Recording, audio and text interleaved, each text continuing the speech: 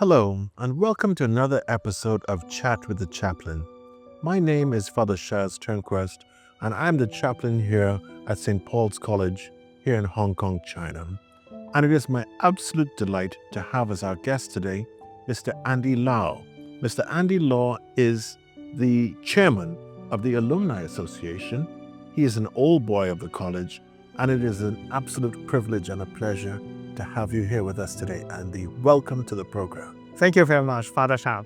I'm honored to come here, to come back to my school and to share, to talk, to have these chats. It was a great pleasure for me to come here. Thank you very much, Andy, for accepting our invitation. Andy, I wonder if you could just tell our audience a little bit about what it is that you do, when is it that you graduated from the school, and just to give them a little background about you before we get into our conversation. Hello everyone, I'm Andy Lau. I'm an alum of this college. I studied here in the 90s, spending 7 years here from Form 1 to Form 7. I graduated in year 2000. After that, I pursued further studies in Hong Kong and overseas. And now I work as a legal counsel in a multinational company, a German company in chemical manufacturing. I'm a solicitor in Hong Kong, so I worked in law firm before for private practice, but now I move in-house. So that is kind of like career, progression for me. And I'm very honored to come here to share, to talk to Father Shah, and feel free to talk and feel free to ask questions. Of course. Andy, you are the chairman of the Alumni Association, and I must tell you, I am so very impressed with the alumni network of this college. Just last week, I was taking the elevator at Sai Yuen Pun MTR station. I was just walking down to go to the MTR to go to Central, and I was standing outside the elevator, and the door opened, and an elderly man came out, and he shook my hand, and he said, "Greetings from the Alumni Association of St. Paul's College." And so I said, wow, this is a very powerful network, and the old boys are everywhere. And so, Andy, tell me a little bit about what it is that the Alumni Network does. How is it that you cultivate this army of proud alumni who will stop at nothing to give the very best for the school?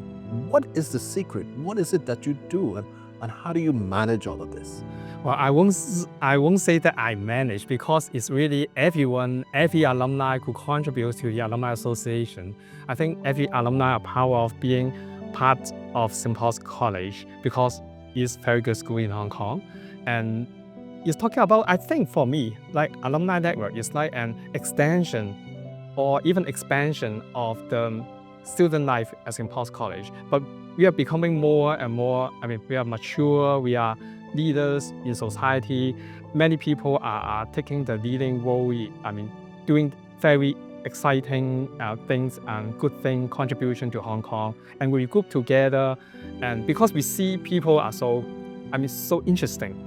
We have same background, same roots, but we are doing very interesting thing, in our parts of life, in different walks of life. So when we group together, come together, we are, everyone are excited to do things, just like students. So student activities, we think about some interesting things to do together. But at the same time, we want to contribute back to the college, because we benefit from the college. So we have some common goal to benefit, to help, to support the college. So we have mentorship program. We also have strong history team to work on the school history. We have publication, we do interviews as well. So that is the thing that is exciting to join Alumni Association, just like it's exciting to be a student here, to mingle with other students. But why I say it's like an expansion, because during Alumni Association, we have the opportunity to meet alumni from different generations. So at the school, we may meet seniors and junior students, teachers, but we meet more people. Some of them are older with a lot of, wisdom and life experience, and also some younger guys. They have something else and some other thing that they can teach me, at least myself, as like a mid-age person. So this is the exciting part of part of the alumni association is everyone's I mean contribution and participation and commitment. I want to ask you a question. I always ask everybody who is an old boy at the college. I want you, Andy, to share with us, what was your happiest memory of being a student here at St. Paul? What was your happiest memory? We are now sitting at the chapel of the college, right? So actually, the happiest moments for me, many of them were at this chapel because I was very active at Christian Union. I was the vice chairman of Christian Union when I was Form 6, but I was heavily involved in Christian Union, I think since Form 2. So I spent a lot of time here. I'm not saying that I'm not those people who just involved in Christian activities at college. I do a lot of activities at St. Paul's College, like many other students, sports, music, and also other club. I was the chairman of library club, but I spend more time here. And what I enjoy most is the relationship, is fellowship. Right? It's Christian. We are talking about fellowship, but it's also brotherhood that I experienced. Well, memory fading, to be honest, because it's talking about almost 30 years ago. But it's actually it's connected to what I'm doing or the alumni association is doing. That people are connected with each other.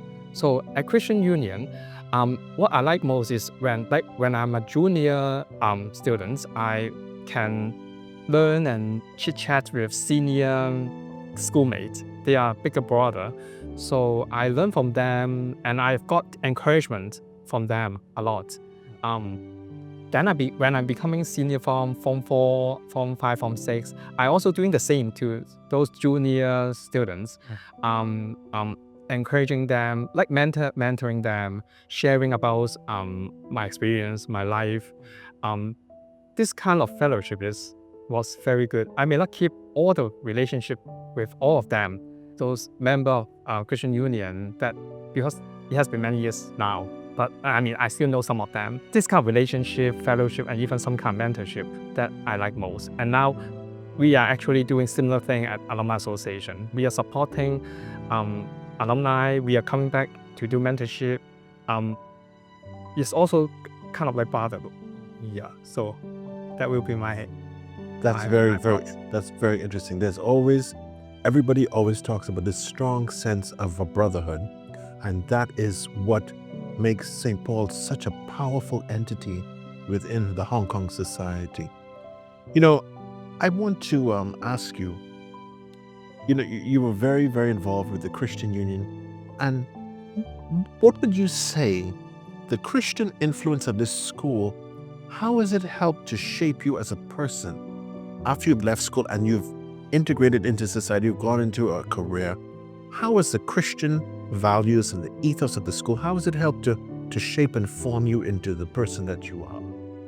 I mean, the Christian belief, my faith has shaped me a lot in my life. Now I still go to church every week. I'm volunteering in church. So there are many things that I can talk about. But I think some very important thing I want to share is that I learned to be grateful. So there is a song, right? Give thanks. I think we still sing nowadays.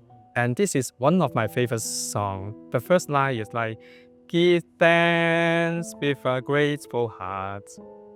So give thanks. I always remember this. And this helped me a lot. I mean, because I know that people are doing good for me, everything comes from God. And then also, I'm not taking for granted for everything that I have got. All the food, all the opportunities, and all the friends and family and people in my career. So I've been benefit from a lot of kindness from other people. So I show gratitude to them. I know how to appreciate their kindness. And then they are also happy because they know that I appreciate, I am grateful for people around me doing for me. And actually not people, maybe the wider community. Whenever I think with this manner, I will be a happier person because I know that I'm blessed. Many things have good things for me. Of course, there is bad thing. There is there is downtime. But generally speaking, this helped my personality and how I deal with other people. That's very, very, very encouraging, and that's very wise. And it is so very important, especially, and this leads me into my last question for you, Annie, especially in today's societies. Today's society is so diverse, it is so pluralistic, it has so many different elements to it that really distract young people from searching for truth, searching for focus and purpose. And I would like to ask you, as a professional, what advice, Andy, would you be able to give to the young brothers who are coming up in the school, the young people in our society? What one word of advice could you give them to help them to stay focused, to help them to cultivate their belief and their faith, to help them to navigate this difficult life that we're living now? What one word would you say, and why? And what would be the encouragement? It's a very good question. A lot of advice that we as alumni, we are senior, we want to share to people, young people. In mentorship, we have got a lot of very strong mentors who give a lot of advice, which all are very good. So actually it's difficult. What I want to say is that it's difficult to pick one word to share with people for advice to young people. And at the same time, we know that it's challenging, the world rapidly changing. I mean, opportunities they're there, but at the same time, is how to manage, how to thrive in this kind of environment is also challenging. But I do have some advice too, because all the other advice are also good. But for me, particularly we are like sitting in chapel, and then I just share about my Christian belief. So I also want to talk about something that actually is set out in our college song. Justice, honor, truth, and virtue. So this is our college song, right? The key principle. And that this is talking about inner character, a person. And I would summarize in one word, is the integrity. So integrity is, I will say, is the most important thing that how to keep and maintain and having a good integrity. This is the character that we learn from the college. We learn from our teachers. I've learned from how I interact with all the schoolmates at St. Paul's College.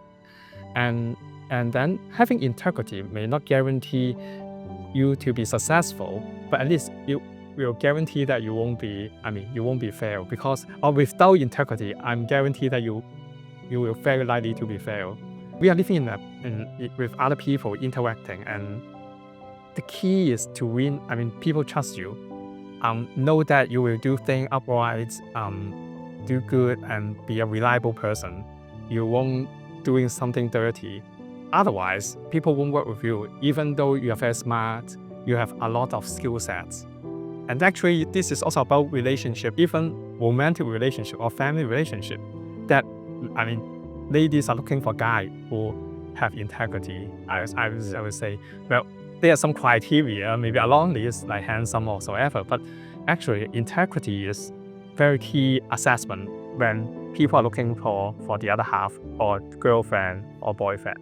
So very important. Thank you very much, Andy. There's words of wisdom, very powerful words of wisdom that you shared with us here today. A chat with the chaplain. That brings us to the end of our fireside chat. And it is so good, Andy, during this week, as we are leading up to the Spirit of Pentecost, that we had this fireside chat. And so thank you very much for watching. And I look forward to welcoming you again to another episode of Chat with the Chaplain. Andy, thank you very much. Thank you very much, Father Chad. Thank you.